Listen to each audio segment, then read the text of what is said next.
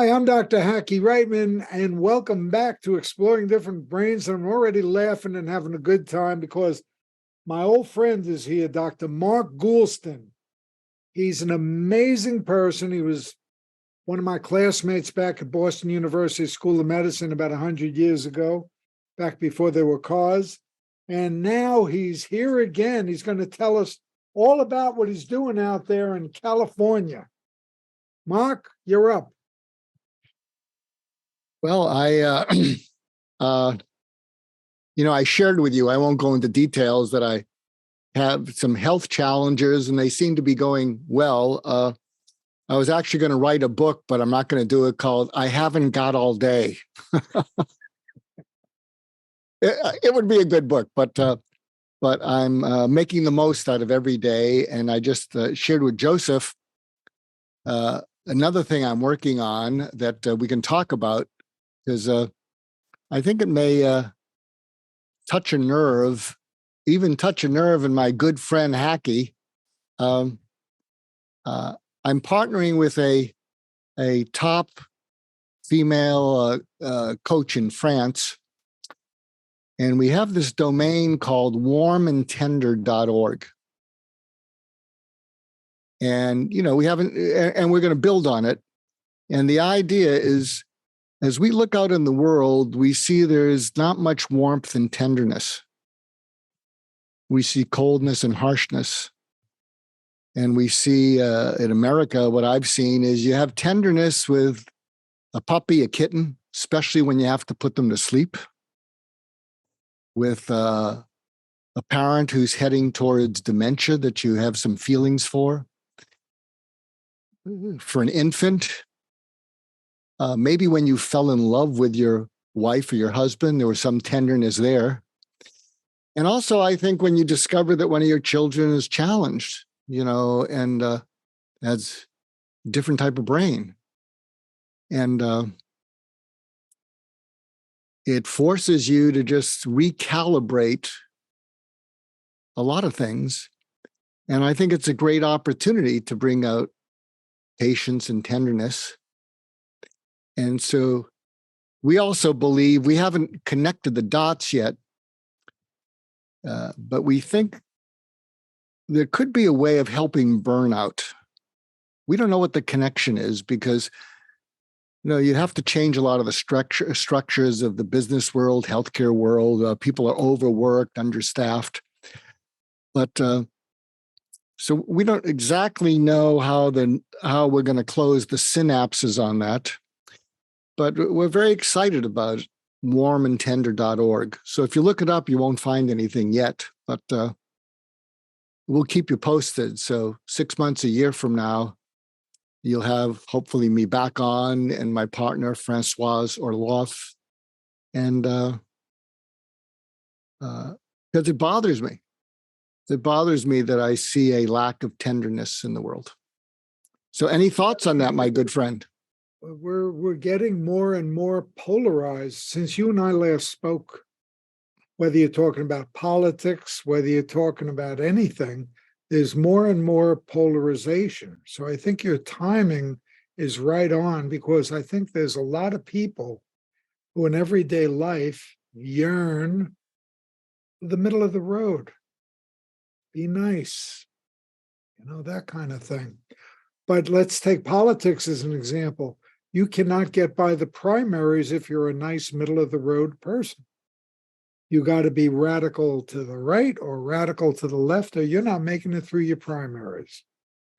And then the media jumps on board and fans the flames and so forth. But it's not just politics. We're seeing it more and more and more. We're seeing it in, riots on airplanes and recently, let alone at ball games and things. So I think your timing is pretty good for this. Yeah, I think so too. I was actually thinking the other day about, and this platform is needed, but as you say, you can't get through the primaries. And maybe it's just my age showing. I'm sick and tired and sick from all the anger I see. It's exhausting. And And I was thinking, boy, wouldn't it be interesting if someone could just run on sort of, stop the anger, because it just escalates. It doesn't accomplish much. People dig in their heels, and we need to do that. Let's touch on some of your current projects, starting with Hurt Less, Live More. Tell us about that. Yeah, I got a bunch of projects. So the one I want to bring up that's related to suicide, a person who's become like a friend, like a brother to me, like you are to me, Hackie. His name is Jason Reed, and his 14-year-old son died by suicide 5 years ago. And his son left a suicide note, and the suicide note said, "Tell my story." And he did a documentary, put I think over $200,000 of his own money. It's up on Amazon Prime, Tell My Story. And he interviewed families, interviewed treatment centers, interviewed experts, and I was one of the experts. So that's where we got to know each other. And what happened is it's really a powerful, heart-wrenching documentary. But what was most riveting about it was the teenagers, when they talked about their low points. So he did a recent documentary called What I Wish My Parents Knew. And I'm an executive producer on that, trying to get it out into the world to 300 high schools for parents. And he just talked to, I think, about 10 teenagers. Tell us about your low point. There's a green screen, nothing fancy. And if you're listening to this and you have teenagers, write down these 5 words. Because when we do presentations, before we show the 45-minute video, which is not available on Netflix or YouTube because I'm protective of it. But I've told him is, you don't know it, but the haters out there will find these teens and they will rip them apart. They see vulnerability, they will be vicious.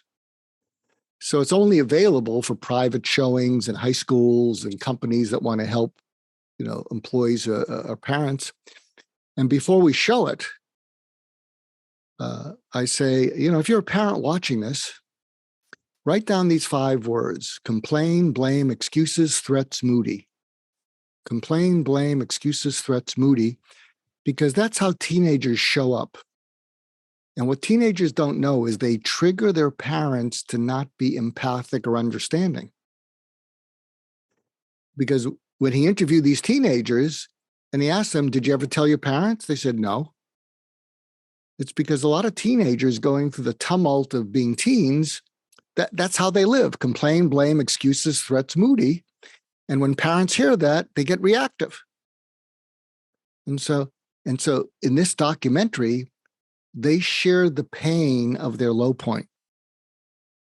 And there's no complaining, blaming, excuses, threats, or moody. They are just raw, honest, calm, and mesmerizing. And so when parents see this, or they're bringing their teens as in high schools, they go back to their teenagers and they start to cry. And they're teenagers who don't recognize as dad, "Mom, why are you crying?" And what the parents are saying to their teens is, "I just realized how much I love you." Because they see all the pain that's going on underneath that. So very excited about that. So that's one project, and people can reach me. You'll give a link, or they can. Tell them how to reach you now too. Okay, yeah. So it's just mgoulston@gmail. You can directly email, or you can go to markgoulston.com, or you can go to tellmystory.org, and there you'll be able to see the trailer to What I Wish My Parents Knew. Plus, we're adding all kinds of resources if you're a parent who's worried about your teen. And something that I also share, and you'll want to write this down if you're listening to this and you're worried about a teen. So after I prep them how to listen to the video, they listen to the video. Jason talks about all the signs that he missed, what he wished he'd known, but he was too late. And then one of the things that I share that parents seem to like, and you might want to write this down if you're listening, or you can replay it. These are 4 prompts that might help your teenager open up to you. And you do this when you're doing an activity with your teenager. You don't want to start a heart-to-heart talk with your teenager if they don't initiate it. I mean, it is nails on a chalkboard. Trust me on that. But if you're doing an errand, driving somewhere where you're not eye to eye, this is what it looks like and sounds like. Hey, honey, a lot of us parents are worried about our kids. You know, the pandemic, schools, the news, the shootings, everything. And I'm one of those parents. Can I just run a few things by you and, you know, or at least help me feel better? Would that be okay? And hopefully they'll say, okay, mom, okay, dad. And here are the 4 prompts. And you're driving, you know, you don't want to intrude yet. You say, at its absolute worst, how awful are you capable of feeling about your life or yourself? And they're going to go, what? Yeah, at its worst, where it hurts the most, how awful are you capable of feeling about your life or yourself? Pretty awful. And I invented an approach that I used with the suicidal patients called surgical empathy, which means you go in a little deeper. And if they say pretty awful, you say, pretty awful or very awful? Okay, mom. Okay, dad, very awful. And then you get them to talk about it. Second prompt. When you're feeling that awful, how alone do you feel? Pretty alone. A surgical empathy again. Pretty alone or all alone? Okay, all alone. And then you get them to talk about that. Third prompt. Take me to the last time you felt it. And they're going to go, WTF? And you say, yeah, was it 2:30 in the morning? You know, a few nights ago, we heard you walking around in your room. You know, when was the last time you felt it? And here's the interesting thing. When they tell you and describe the last time they felt it so clearly that you can see it, they re-feel it, but they're not alone. Yeah, I was walking around. I had a test the next day. I couldn't get to sleep. And I don't know. That sounds awful. What happened next? I couldn't get to sleep. I felt like kicking the wall. If I was young hacky, I would have punched the wall. What happened next? I looked for some cough medicine, couldn't find it. You did a good job hiding your sleeping pills, couldn't find those. And then what happened? Sun rose. Felt a little better. Fourth prompt. And if you follow this and they open up, you've earned the right to eye contact. You pull the car over to the side of the road and you look at them and you say, look at me. What? Look at me. And you say, I got a favor to ask you. Next time you feel that way, you feel awful, you feel alone, or even when you're heading down that direction, you do whatever it takes to get your mom or your dad or my undivided attention. Because there's a million things in our mind, and there's nothing more important than helping you feel a little less alone when you feel that awful. And by the way, don't think you're a burden to us. Not at all. In fact, in 20 years, when you have children and they're going through something like this, and you get them to open up instead of complain, blame, excuses, threats, moody, it's not a burden, it's a gift. So you might write those things down, you can modify it, but it may change the way you emotionally connect with your kids. And maybe we'll save a life or two. That wouldn't be so bad. Now, we're going through a time now with the COVID, it's going on a couple of years now, where suicide's been going through the roof. Okay. Talk about that and talk about what families and individuals can do about that. Well, a friend of mine who was a coach of mine until he intimidated me. He had a phrase. He said, "We always guard our calendars." You know, I had this on my schedule, so you and I are speaking now, and we always guard our calendars. And we went from coach to friend because I would never show him my calendar because I was embarrassed by some of the stuff that was on it, some of the stupid stuff that I have on my calendar to do. I'm only human. Look, you know, you deal in the dark side. You got to do these stupid things to relieve yourself. But what I would say is, don't wait to be reactive. Calendar check-in times. Here's a little tip that's a little side issue, but something I did a presentation on.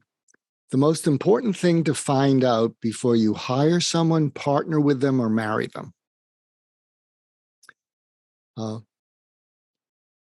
Find out, first of all, if they have the skills for what you need. And if they don't have the skills, that they're willing and eager to learn them. So if you're hiring them or partnering with them in business, whatever their role is, needs certain skills, and you don't want someone who's resistant to learning. And also, if you're going to marry someone and you want to have a family, there are certain skills to parenting. There's actually certain skills to having a happy marriage after the honeymoon period goes poof. But the most important thing I advise people is find out how high a priority it is for them to identify and deal with conflict completely whenever it happens. And be a person who identifies it and deals with it completely. And here's the way, okay, and then getting back to the mental health of your families. So you schedule a check-in with your husband, your wife, your family, and so you have it in the calendar, whether it's once a week, I guess once a week, there's a lot going on, and it's a particular time of the week, and one of what you want to check in with people is how much do you look forward to the stuff that you need to do every day? If you're in a marriage, or if you have a partner, a business partner, how often do you look forward to when we have to get together? Because if you're not looking forward to when we have to get together, we got a conflict. And you set up some rules, people can get a little, edgy, but nobody yells at the other person. No one's really disrespectful. And then you get them to open up about, and one of the ways you get people to open up, by the way, so what's getting in the way of your looking forward to seeing me? And I'll tell you what's getting in the way of my looking forward to seeing you. And then when they tell you what's going on, here's another surgical empathy tactic. They say whatever it is. Yeah, I understand that, Aki. I understand, that you don't want to see me because of that, but what's really going on? So when you say that, they may open up. But you got to be open to what each other says. I've lost confidence in you. I don't trust you anymore. You gambled away our money. You went to the slot machines. My respect for you just took a hit. So these are not easy, but do you follow me? If you make it proactive, you talk about that. And if it's with your kids, what is it? Because the more you look forward to the things in your life and the people in your life, generally the happier you are. But the more you dread them, the less happy you are. And there's a conflict. And the point is, conflicts are inevitable. But they don't have to be negative things. And if you proactively do this, it can really help you. Does that make any sense? That That was Yes, a you long are. answer. Long answer. Long No, answer. but you have a consistent philosophy. The only way it would bother me was if you were inconsistent, but you're not. You're very consistent. Whether people agree with you or disagree with you, this is your approach, your methodology, your certainty. And you've put this in educational and enjoyment formats with books, documentaries, movies. Why don't I go through a list of what's available out there for those in our audience who want to read or learn more about the Well, Houston methods? uh, I have a podcast called My Wake Up Call. You were on it, and we're rounding our 500th episode, Wow. and I don't have a team. I don't have a Joseph. I don't have a team, but it's in the top 0.5% globally. It's in 40 countries, and it's all word of mouth. Wow. And we speak to people about, and we had you on, Hacky, what matters most to you, and what were the wake up calls that led you to it, and we have a conversation. And it ranges far and wide from Larry King to Jordan Peterson. And so you can look up My Wake Up Call. You'll find that. I've also started in the past few months, I co-host the weekly radio show on UK Health Radio. That's in London. I do it virtually. And our show is called Hurt Less and Live More with JJ and Dr. Mark. JJ is a female Scottish reporter. And UK Health Radio is maybe I'll connect you with the head of it. It's the world's leading talk health radio channel in the world. Reaches 800 million people. And it does that because we have weekly radio shows. Each show is posted 4 times a week. And we came up with Hurt Less, Live More because a lot of the listeners are hardworking women, 25 to 50. And what I realized is that the world runs away from hurt and fear into coping mechanisms that are destructive. They eat too much, they drink too much, they get angry, they have road rage, they yell at their family. And our idea is that if we can help people to hurt less, one of the ways you hurt less is you share what you're hurting about as a teenager, as a husband, as a wife, before it turns into complain, blame, excuses, threats, moody.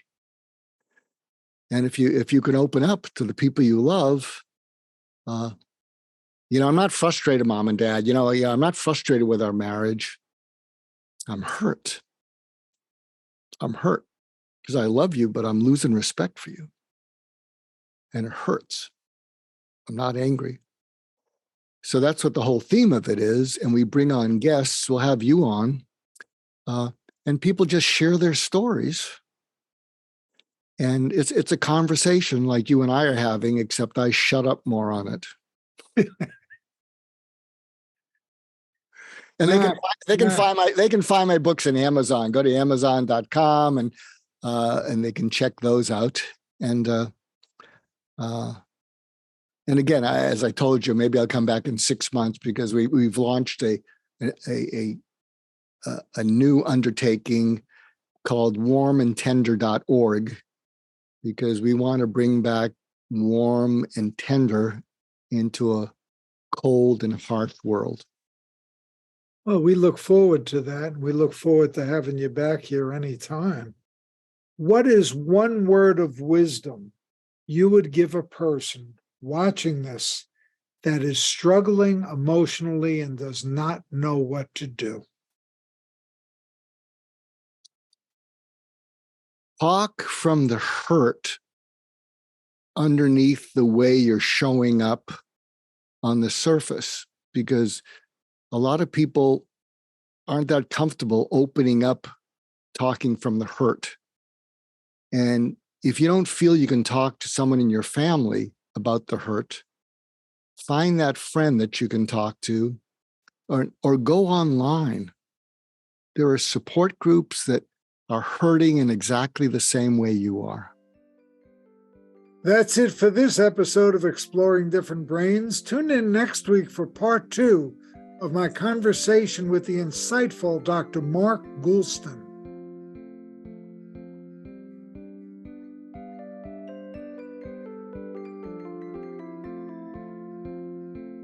Exploring Different Brains is a production of Different Brains. Visit us at differentbrains.org.